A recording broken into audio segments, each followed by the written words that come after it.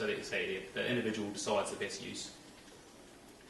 Currently with state-based services, you can't even move different areas. If you were to move to Townsville, you'd have to be completely reassessed under disability services. You know, if you move to New South Wales, you'd be handing back your wheelchair, handing back all the equipment.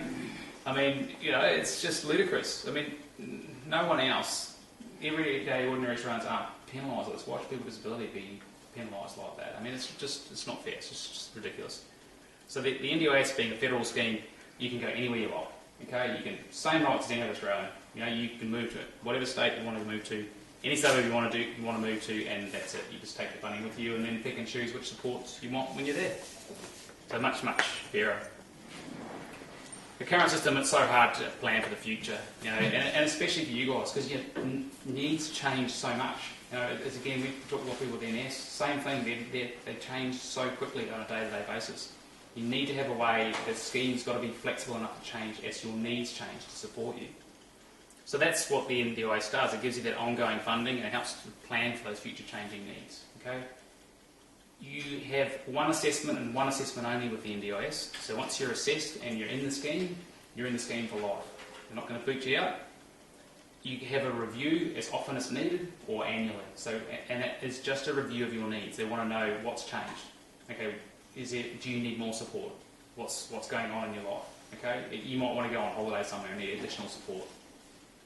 That's okay. You talk to the planner about that and say, we need to make some changes to my plan. That's how the flexibility. It's designed to be like that. Currently, that's just not happening.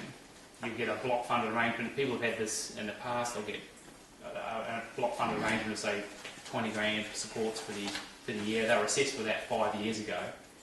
5 years later, they're getting half the support they bought 5 years prior because all the prices have gone up.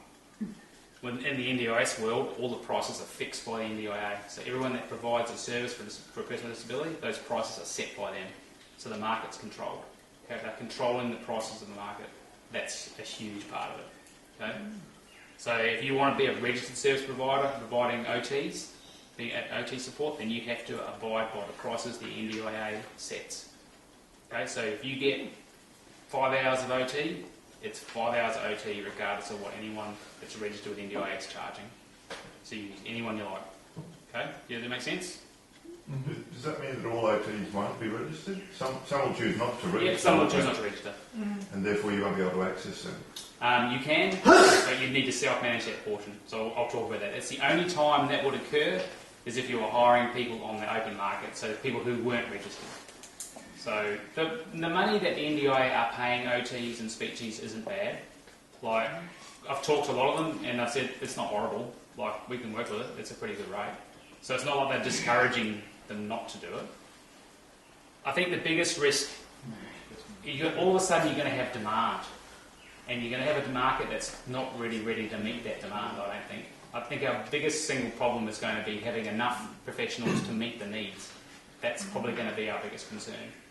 I mean, for give you an example, this is an ASD example, but there's a really good therapy called ABA. It's called Applied Behavioural Analysis, where they actually look at the behaviours and they do an intervention. It's a really good system.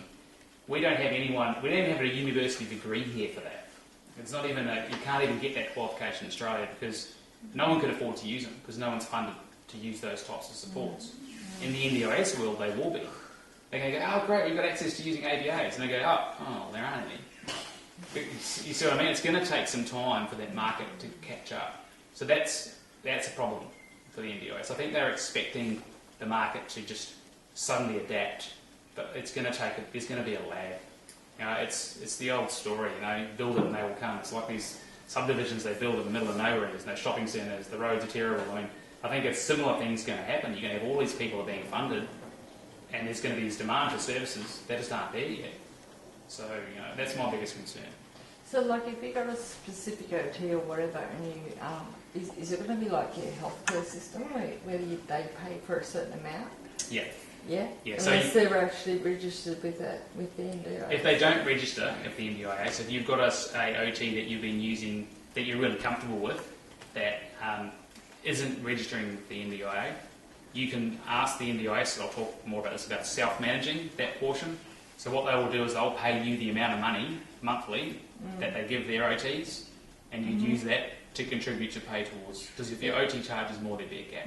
Yeah, So you pay the gap. yeah, I understand. So you can still access people outside the scheme, but they have no control over what those prices and charges or quality of service is.